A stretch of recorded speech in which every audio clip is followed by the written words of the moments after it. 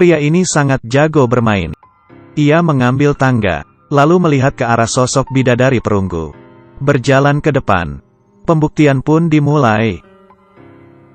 Bisa disimpulkan, ternyata dia panik. Semua penonton terkejut padanya. Ditambah tatapan si manusia perunggu yang penuh amarah. Membuatnya tidak bisa apa-apa. Tidak berkutik sama sekali. Pria itu berpura-pura tetap gagah dan keren. Hanya bisa pergi meninggalkan kerumunan. Sekembalinya ke pantai, rasa sentuhan tadi masih terngiang di kepala. Namun, muncullah seorang gadis cantik di hadapannya. Memberi tamparan yang mengembalikannya pada realita. Awei dibuat termangu. Sang teman pun membela. Tak disangka Amei berkata, "Aku adalah Putri Duyung yang diraba temanmu." Mereka sekejap mengerti. Paham bahwa Xiaomei sedang menginterogasinya. "Saat kamu merabaku, apakah kamu tahu bahwa aku adalah manusia?" Awei tentu saja pura-pura tidak tahu. Setelah Amei mendengar, ia malah dengan wajah berseri berbicara kepada temannya. "Kalian sudah dengar? Dia bilang dia tidak tahu, kok. Dia tidak tahu kalau aku manusia." Astaga, dia sangat lugu. Namun setelah Xiaomei mengalihkan pandangannya kembali, seketika Awei luluh. Ini bukan keluguan. Satu kalimat, cantik dan polos. Kemudian, keduanya selalu saling bertemu, membuat bunga cinta bermekaran. Sayangnya, itu membuat Amei hamil. Harusnya ini menjadi kabar gembira. Tapi Awei bersikeras akan membawa Amei ke rumah sakit untuk aborsi. Tak peduli bagaimana Amei memohon. Dia tetap tidak peduli. Bahkan sampai mendorong Amei masuk ruang operasi. Lalu pergi. Tapi yang aneh adalah, di tempat yang tidak terlihat Amei, Awei berlutut sambil menangis. Lantas apa yang menjadi keluh kesahnya? Bagaimana rasanya dibesarkan oleh wanita kaya? Tatapan ini penuh rasa tidak suka. Namun wanita kaya itu tidak peduli. Dia langsung mengambil sebuah baju pesta. Awei tersenyum, joget sambil berjalan dengan si wanita kaya. Karena mengerjakan tugas sampai larut, Awei telat masuk kerja, lalu dimarahi bosnya. Di sana Awei ditertawakan karena hidup dari nafkah istrinya. Kali ini, Awei masih bisa tahan. Tapi pada saat itu, Xiaomei muncul. Awei terkejut, lalu bersama Amei pergi ke restoran. Xiaomei memohon kepada Awei yang telah menelantarkannya. Ini memerlukan keberanian yang besar. Tapi ia tak punya pilihan. Putri Amei dalam bahaya, dan Awei harus menyelamatkannya, karena ia adalah putrinya Awei juga. Ternyata Amei tidak menggugurkan kandungannya. Perasaan Awei hancur berantakan.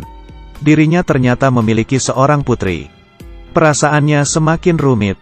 Hari kedua, ia masuk ke dalam ruang perawatan anak-anak. Melihat dari jauh, saat itu, sebuah bola menghampiri kakinya. Ia membungkukkan badan dan mengambil bola. Sekilas melihat kaki putrinya, dan wajahnya yang serupa dengan Amei. Itu dia. Awei tak memiliki keberanian untuk berkenalan. Dia mengembalikan bola kepada putrinya. Saat itu juga, "Ayah!" Tiba-tiba terdengar sebuah panggilan, "Ayah!" Membuat Awei termangu, dan pergi meninggalkan putrinya. Ternyata, anaknya mengejar dari belakang. Kemudian, tangannya tidak berhenti mengusap-usap dengkul. Awei sangat gugup. Ini pertama kalinya ia berada di jarak yang sangat dekat dengan putrinya. Sebelum sang putri meninggalkannya, ia dengan rasa kasih memberikan sebuah boneka kepada Awei. Di perjalanan pulang, Awei melihat anak-anak yang mendapat kasih sayang dari ayahnya. Tapi ia malah mengabaikan tanggung jawabnya sebagai seorang ayah. Ia sangat menyesal, dan juga penasaran, bagaimana putrinya dapat mengenali dirinya. Beberapa hari berikutnya, muncul kabar bahwa tes sumsum Awei berhasil. Amei menangis bahagia. Setelah mendengar kabar, Awei pun bergegas datang. Operasi akan dilaksanakan 2 minggu lagi. Di lain waktu, Xiaomei memberitahu Awei. Dia akan menghubungi Awei 1 hari sebelum hari operasi. Tapi Awei menolak. Dia memberitahu Amei, tak peduli kondisi apapun, dia bersedia untuk hadir. Mungkin ini adalah wujud kasih dari ayah yang paling tulus pada anaknya. Namun yang mereka tidak tahu, sebuah konspirasi besar sedang lahir. Pria yang terbaring di atas lumuran darah pun terbangun. Ia berjuang untuk bangkit berdiri. Sebuah tangan yang berlumuran darah muncul dengan mengenaskan. Melihat lengan ke atas, ternyata adalah seorang wanita yang sekujur tubuhnya telah dilumuri darah. Ketakutan menghantui alam bawah sadarnya. Tangannya menggenggam sebilah pisau. Dia menarik napas dalam-dalam. Tidak paham apa yang sebenarnya terjadi. Baru saja ingin membangunkan wanita tersebut. Polisi datang. Ia pun ditangkap. Pria ini sungguh adalah Awei. Beberapa jam sebelumnya, Awei baru keluar dari rumah sakit. Setelah mengetahui hasil tes sumsum tulang dengan anaknya, ia berjalan dengan cepat.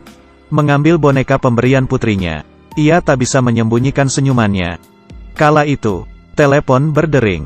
Bos menyuruhnya mencari jam tangan di gudang. Setelah mencari setengah jam pun tak kunjung ketemu. Setelah pulang, bos memberitahu Awei. Pelanggan wanita yang mengaguminya itu jatuh sakit. Ia ingin Awei menjenguknya. Awei terpaksa mengiyakan. Tapi senyuman si bos sangatlah aneh. Awei mengetuk-etuk pintu pelanggannya. Tapi tidak ada orang merespon. Pintunya juga tidak terkunci. Karena penasaran, Awei pun masuk. Kala ini, muncul sepasang tangan hitam dari belakang. Memukul Awei dengan brutal hingga pingsan. Setelah Awei siuman, sekujur tubuhnya sudah berlumuran darah. Di sampingnya ada mayat seorang wanita.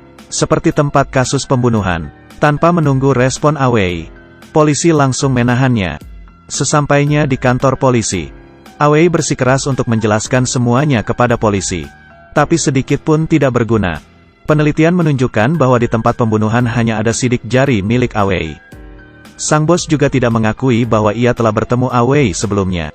Semua bukti yang mengarah padanya, seperti telah mempermainkannya dalam sebuah pengaturan yang licik. Awei tidak memiliki kesempatan untuk lepas. Tengah malam, seorang tak dikenal mencekik leher Awei yang sedang tertidur pulas. Dengan kemampuan bela dirinya, ia membunuh balik orang itu. Sebenarnya, siapa yang kejam dan ingin membunuh para saksi? Hari kedua, Awei pergi menuju kantor kejaksaan. Ia merasa bahwa ia tidak boleh mati seperti ini. Belum lagi anaknya yang harus ia tolong. Bagaimana ini? Tiba-tiba, sebuah truk menabrak mobil polisi yang ditumpangi Awei hingga terbalik. Jalanan seketika menjadi kacau. Awei mengeluarkan boneka pemberian putrinya. Saat itu, ia memutuskan untuk kabur. Ia harus hidup, ingin memberi dukungan pada putrinya saat menjalani operasi. Ia dengan susah payah mengeluarkan diri dari mobil. Mengambil sebuah sepeda motor. Langsung menyalakan mesin. Dan pergi meninggalkan tempat kejadian. Petualangan menjadi buronan dimulai. Ketika kantor polisi mendapat kabar bahwa Awei melarikan diri, mereka langsung mengirimkan pasukan polisi untuk menangkap Awei. Tapi Awei adalah seorang cerdik. Ia berhasil kabur hingga tiba di rumah sakit. Demi menjenguk buah hatinya. Dan saat itu juga, putrinya baru saja keluar dari ruang kemoterapi. Wajahnya sangat pucat. Tiba-tiba ia muntah. Xiaomei bergegas membersihkan baju putrinya. Dan meminta maaf kepada putrinya. Awei terkejut melihat itu semua. Putrinya juga menyadari kehadiran Awei. Tapi putrinya hanya diam. Awei menatap dengan penuh penyesalan. Ketika ibunya sedang memakaikannya sepatu, sang putri memberi senyuman yang lebar kepada Awei. Tapi kemudian putrinya kembali muntah. Ketika Amei baru saja ingin membawa pergi putrinya. Aku ingin berjalan sambil menatap wajahmu. Sang putri pun memeluk ibunya. Matanya menatap Awei. Melambaikan salam perpisahan kepada Awei. Awei dan putrinya tersenyum. Tapi senyuman Awei berubah menjadi air mata. Khawatir apakah operasi putrinya akan berjalan dengan lancar. Apakah Awei bisa bebas dari kejaran polisi? Semuanya masih penuh ketidakpastian. Cerita ini berasal dari TV drama terbitan 2013 yang berjudul 2 Minggu. Mencapai rating hingga 8.4. Lee Junji memerankan tokoh Zhang Taisan, seorang ayah yang ceroboh. Jangan sekali-sekali menyepelekan kasih sayang ayah kepada putrinya. Demi melindungi keluarga, ia tidak ragu untuk menerjang bahaya. Alur ceritanya sangatlah menarik. Bila tertarik, Anda bisa mencoba untuk menonton film originalnya. Saya personil staf pamit undur diri. Kita berjumpa lagi minggu depan.